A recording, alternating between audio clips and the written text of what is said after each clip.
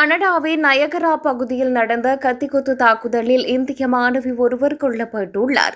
குஜராத்தை சேர்ந்த 22 வயதான விதி கல்பீஸ்பாய் மேகானி என்பவரே இவ்வாறு கொல்லப்பட்டுள்ளதாக அடையாளம் காணப்பட்டுள்ளார்.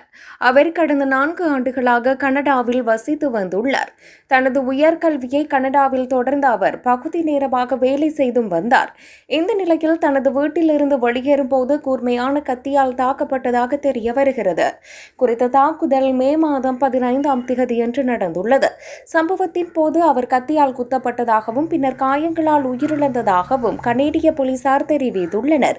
எவ்வாறாயினும் தாக்குதலுக்கான காரணம் இன்னும் வெளியிடப்படவில்லை. எனினும் கொள்ளை கும்பலினால் இந்த கொலை செய்யப்பட்டிருக்கலாம் என சந்தேகம் வெளியிடப்பட்டுள்ளது. இந்த நிலையில் இதனை கொலை வழக்காக பதிவு செய்துள்ள கனேடிய போலீசார் மேலதிக விசாரணைகளை நடத்தி வருகின்றனர். அத்துடன் சந்தேக நபரையும் அவர்கள் தொடர்ந்து தேடி வருகின்றனர். இந்த நிலையில் இந்த இளம் மாணவியின் மரணம் குஜராத்தில் உள்ள அவரது குடும்பத்தினரையும் சமூகத்தினரையும் அதிர்ச்சிக்குள்ளாக்கி உள்ளது.